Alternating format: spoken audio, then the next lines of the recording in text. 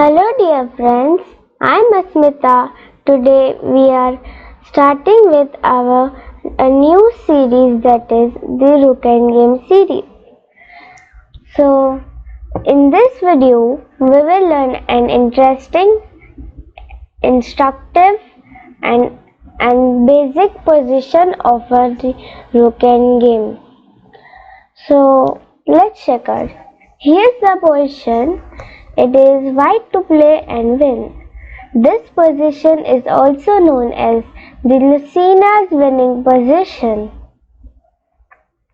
So in this position, I would like to request you, feel free to pause the video and think as wife, what will you play in this position. So as this is the first video in the ROOK ENDGAME series, for few videos I will give you hints, then later on I will give you I'll give no hints. So in this position, the Lucena's winning position, the main idea is to promote the pawn. That everybody knows, you have to win by only promoting the pawn. But you have to promote the pawn by using a technique. But this rook is there, how should I promote? Yeah, that's an interesting question. So there's a simple technique that you have to dance the king with this pawn supporting the both of them should be adjacent. Also don't remember that this king is cut off. This king is inside the box, as you do in the elementary rook and king checkmate, cutting off the king. So don't take this rook out of any of these files or these files. Keep this rook on the d file, anywhere on d file, but don't give the rook free. Keep the king cut off. So let's check out why should we keep the king cut off. In elementary rook and king checkmate, what you do is that keep the king cut off, bring the king and checkmate.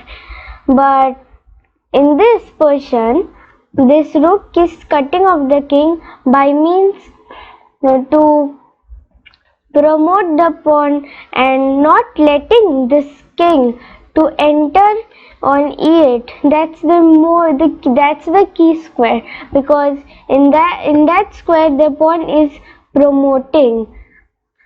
So let's check out. Till the time you have also thought that what will you play in this position. Here white's best move is king f5. So what's the technique? The technique is that take the king on f5, push the pawn, then king again here. So let's check out how does the position comes. Rook f2 check, king e6. You can don't bring the king on e5, then you would again play the rook g2 and you return on the same position.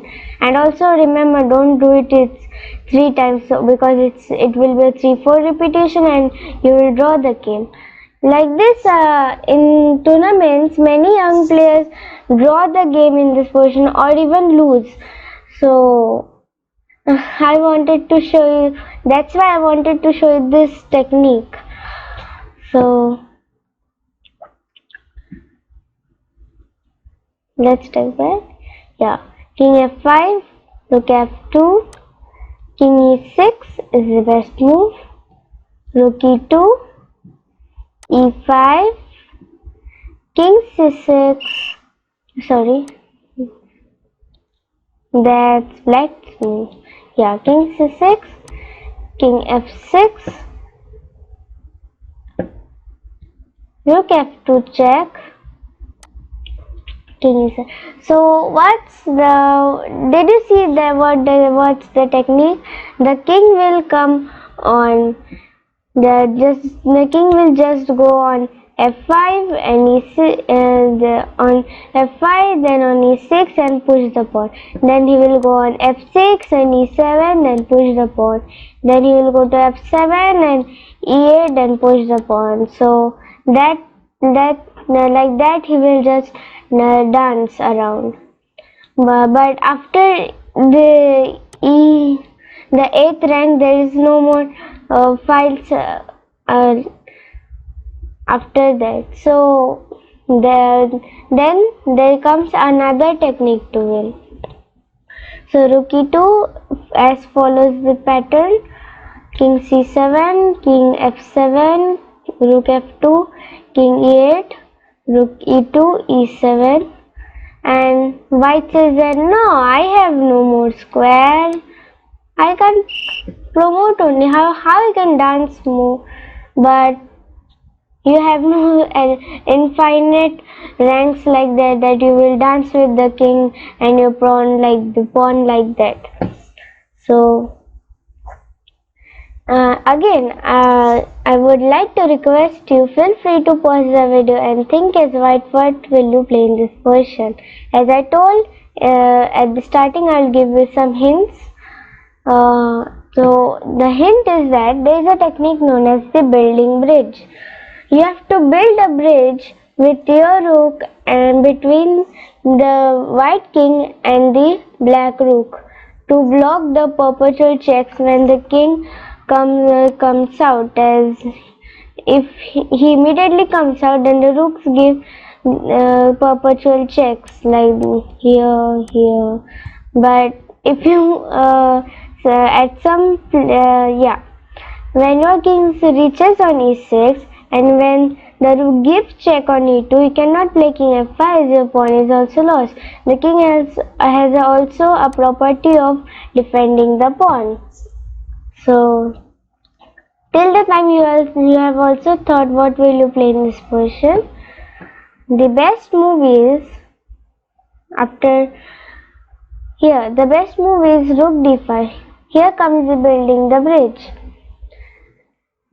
So congratulations to those who got this move, or else very good played. It's okay if you don't find the move. Here white played rook d5 because of a technique, as I told before, the building the bridge. White is building the bridge on the 5th rank, and then the king will slowly come on the 6th rank and the rook will block the passage on the 5th rank. Rook e2, rook f5. Okay, here immediately king f7 would be a blunder.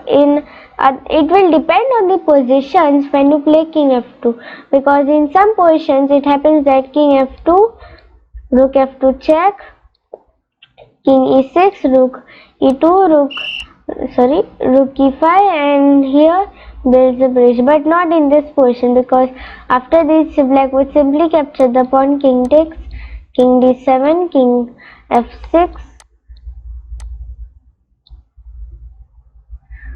king e8, king e6, and it is a stalemate.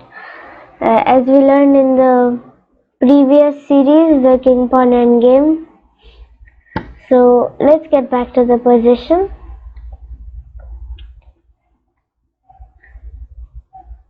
So that's why that would be a blunder. So after king f7, what white realized is that white realized that variation also. So he realized that after king f7, black would simply give me perpetual checks. So that's why he immediately played rook f5, blocking the perpetual checks on the f file. But what about this king? As I told before, you should not bring this rook on d file. Is cutting off the king here, and that rook is breaking the rule. But he is not breaking the rule. He is winning the game actually. So rook e1 is forced, either if he plays something like this or king c8. Let's check out. Then rook c5 check. The king will be more forced to go on the king's or on the queen side wing.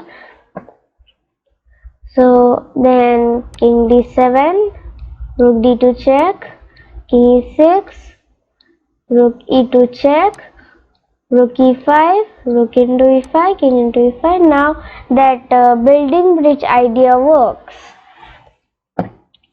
As I told, it depends on the position and the distance of the defending side's king, and mainly the position of the defending side's king. So let's get back to the question. Yeah, if he plays like this, king f6 and king d7, king f7, white controls the key square, so he wins.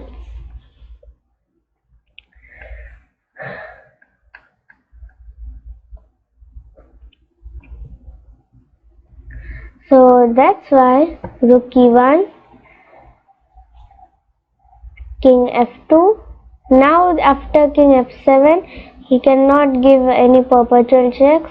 King d7 protecting the e8 square. Rook d5 check, it's a check, okay? He can't give any perpetual checks anymore. King c7, if king c6, then rook d1. Okay, that's don't think that's a free rook, because I'll take it. You give me a gift, black says. Then e8 queen, white wins. It's a queen versus rook, and you know that a queen is better than a rook, so white wins. So let's get back to the position. e7, rook d5, then king c7, still e8 queen, rook into 8, king into e1, white wins. So thank you, that's all for this video, and also don't forget to click the like button and the subscribe button below the video. And if you like my video, then you can also click the like button below the video. Thank you and have a nice day.